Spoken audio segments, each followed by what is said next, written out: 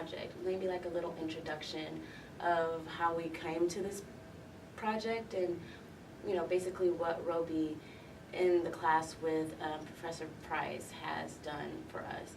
In synthesizing my collaboration with Bernard Brown, it is my aim to situate the choreography of Dr. Zachary Price's course, Black Arts and Black Publics, in a discussion of Black Arts Los Angeles at the Robey, UCLA, and include our positionality as activists, academics, and performance that intermingles our talents together to awaken others and envision ways for revolutionary struggle and radical change, and how we were already on that path, but this class just helped us to give us context to what we were doing.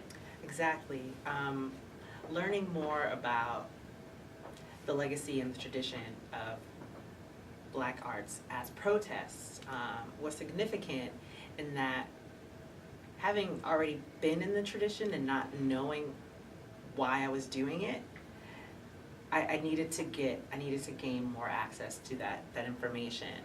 Learning about Amiri Baraka, the Black Arts West movement, and seeing that alongside the work I'd done with Lula Washington and the work that I'm doing here at UCLA as a social activist, scholar, and an artist. Being in this class, Black Arts and Black Publics, basically gave me access to synthesizing and putting all this work together and continuing to move forward. It was when we did our presentation together on Black Arts West that I realized that when we did movement in that class, something opened up for Professor Price's class. It was just like, not only, you know, were we reading and synthesizing, but we brought movement and the embodiment of it to the class, and I noticed how everyone's face lit up. And so at that point, I already knew that my final project would be kind of leaving a mark for the class, of a legacy that it could possibly continue to happen. Because, you know, classes like this don't happen often. No. And 5, 6, here we go. It's 1,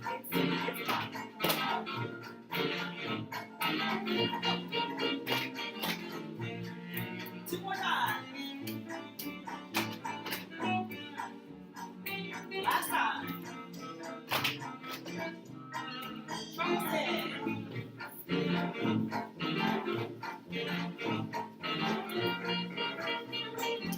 Good job, guys. All right, now we're gonna jerk. Okay. This didn't come out until after the original one. Yeah. Okay, just that second one. Yeah. 6, 5, 6, 7 to the right. Keep going. Do another one. Dougie for 2 counts to 8. Dougie. 4, 5, 6. Do another one to the right. Left, right, right, left, right. Reject.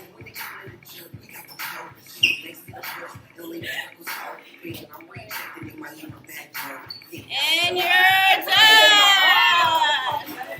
And, you know, for me, Bronzeville was another moment that when the screenwriters, Aaron and Tim, came in, and also reading it with the shifting grounds of race, and then learning about, you know, how, you know, during Japanese internment, the Japanese were taken away, and then the Black folks coming from the South were taking over their spots. Just the whole play and just how it's historical. I was just like, this is wild. Okay, so I wanted to tell you how I thought of Robey Theater in conversation with Paul Robeson's politics as an artist and an activist. So I wanted to ask you, how do you feel your work, in particular Bronzeville, falls in line of the legacy that Robeson unapologetically died and lived for? You have to understand where he starts from. Paul was an athlete, an attorney when the American Bar Association did not allow Negroes into the American Bar Association. He was introduced to the theater by his wife, Islanda Cardoza Good, who was half Jewish. And he was a linguist, a singer, vocalist, who sang in a couple of dozen languages, an actor, various artistic disciplines he was very adept at, an activist, and finally, to answer your question, a humanitarian. This is what he evolved into.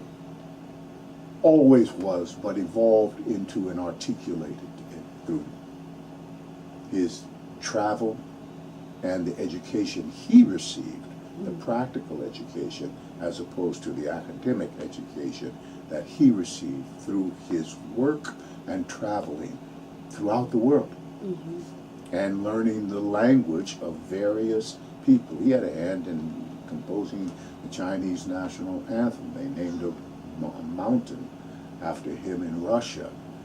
He was truly loved by the people because he truly spoke the language of the people. When you go to Spain and sing in Spanish, Italy and Italian, to the Congo and sing in one of the dialects that were personal to the Congo.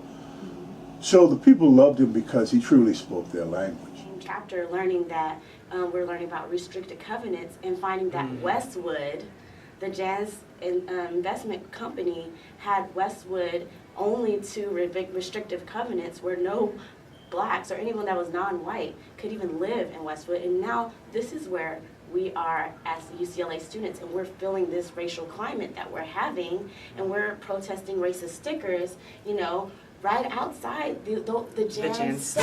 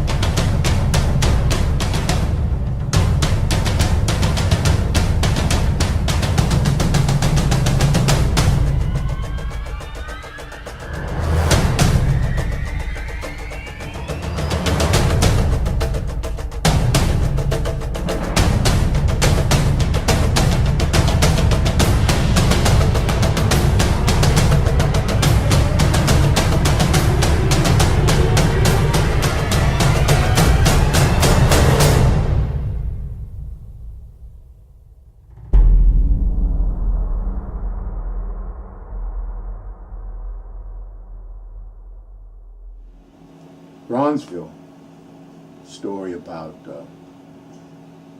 choices and the consequences of choices. The family that comes there and finds the young Asian man hiding in the attic, refusing to go to the camps because he deemed himself an American citizen. He was born there.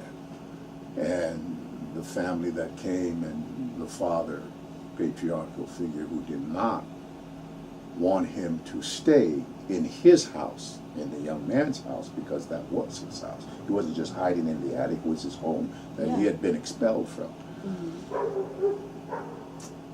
The father had genuine concerns. Here you have a black family just out of Mississippi, a couple of days, and here they are on the West Coast trying to figure it all out. And there is a real threat there because they are, for all intents and purposes, harboring a fugitive who has committed a crime, the crime of being Japanese. And to protect the family, the father didn't want him, wanted to turn in all of that. And so what to do?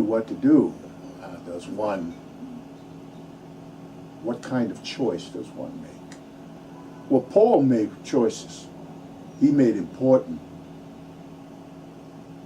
fundamental choices. He said it, and it's a quote, an artist must take a stand. I had no choice. I must take this stand. Steps. I just wanted to thank Professor Price for allowing us to have this experience, and thank Robey Theater as well as all of the screenwriters and actors that came to talk to us.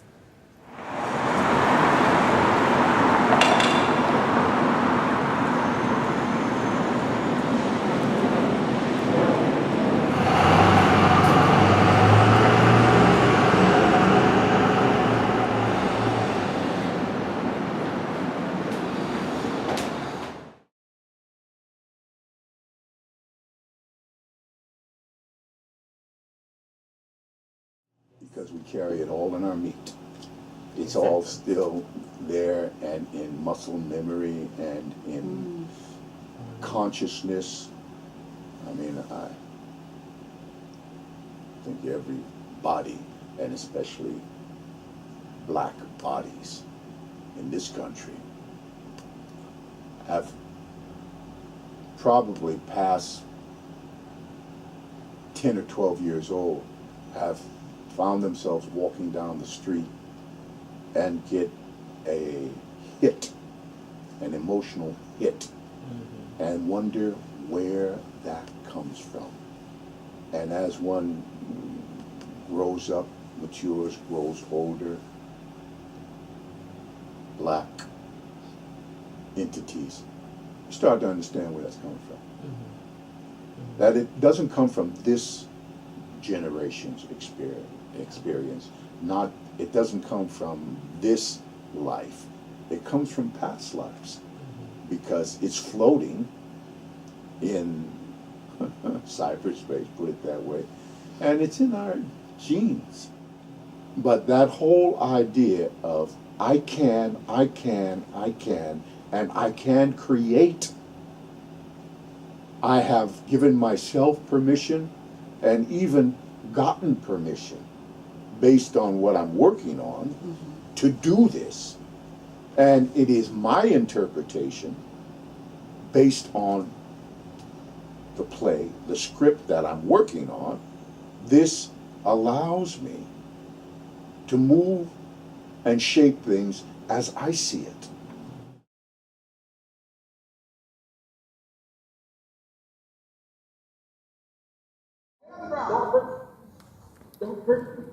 Get on the ground. You, get on the ground. I didn't do anything. Get on the ground. I didn't do anything. I'm out. Get on the ground. Go figure it out. I'm right here. I'm away. I'm right here. Officer, I'm on. Why you gotta point a gun at me? Get all the way down. Why you gotta point a gun at me? We have no weapons. Down on the ground. We have no weapons. We have no weapons. We're not a threat to you. Why do you have the gun pointed at me? I am not a threat. I got out of the car. I surrendered to you. Right here, and you're pointing a gun at me. You're pointing a gun at me. No, you're pointing a gun at me. Get on the ground. Are you gonna shoot me? I'm not going to run away. I am not a threat to you. I am not a threat to you. I am not a threat to you. Am I walking towards you? No, I am standing right here, scared as hell. I am scared right now. I am afraid of my life. I am not gonna get on my ground. I know my rights. You got a gun pointed at me. I have not committed a crime. No, I will not. I will stay here, and I will not interfere with whatever you got to do. No, I refuse to. This is not a police state, man. It's America, dude. I hate to get all like that, man. But I'm not causing a problem. I realize what just happened right now. Yeah, it was a violation of the law. But it doesn't require for you to pull out a gun. It's not a threat. At least you can use your sense. Come on. It's one man talking to another man. Eliminate the gun or the badge. You're a man. You're a man. You're a man behind that badge. Be like a man. That's a coward pointing a gun at me. I understand. We have to let that go.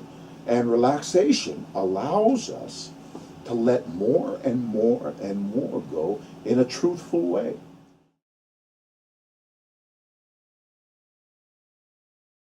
Udon means life force. That's what it means. And the practice of Udon is in the recognizing of life in everything. And to Udon was perfect because I wanted to talk about Defeli.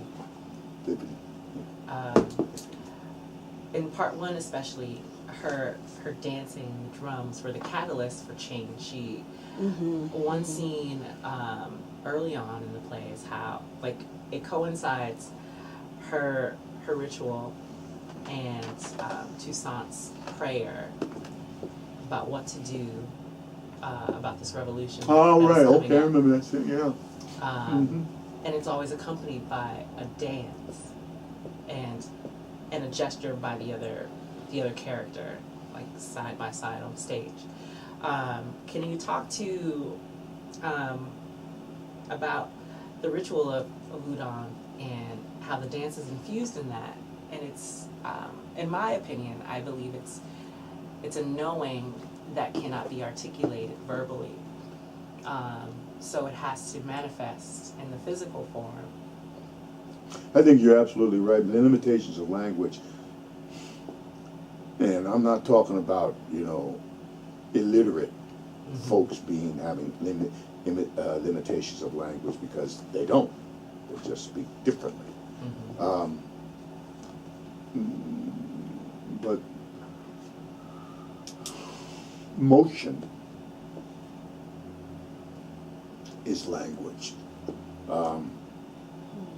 Emotion fuels motion, and the emotion of what was going on with Toussaint at that moment, trying to make those choices and decisions, and what was going on with Defile, who was channeling him because she's a Mamulai.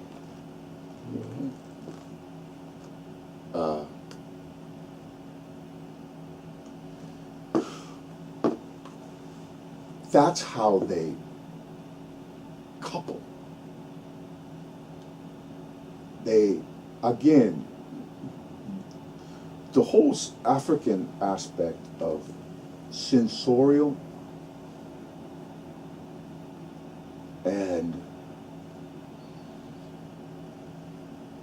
something, again, akin to that whole muscle memory thing and sensorial memory and consciousness that we never lose. It gets buried, it gets inactive, but it's there.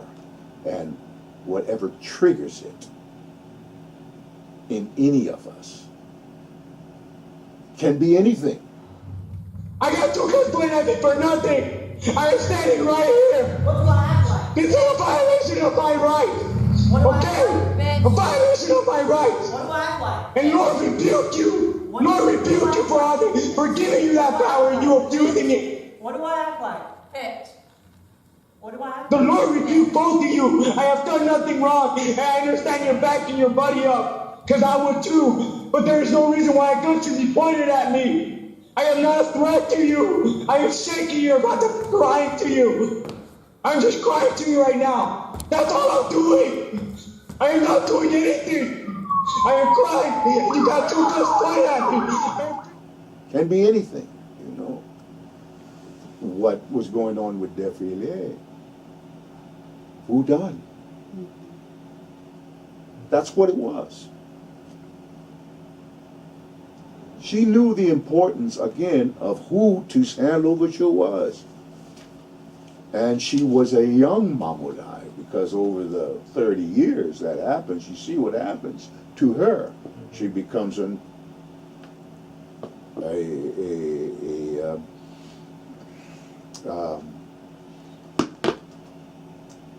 not extraterrestrial, but almost. She disconnects from the physical world at will. The movement, again, I mean, in plain speech, you know, there are those who are so disconnected from the planet, so disconnected from the earth, that they have never really unlocked, had access to it. That's good. Well, they do. I mean, you can see it. You can see it. I mean, there's some people who walk in the concrete world and they are creatures of the planet. You can tell by how they move, and it's mostly us. You know, how we move, how we interact, and it is, you know, it is people of color more than anything else. There's that intellectualism that is, there's value there.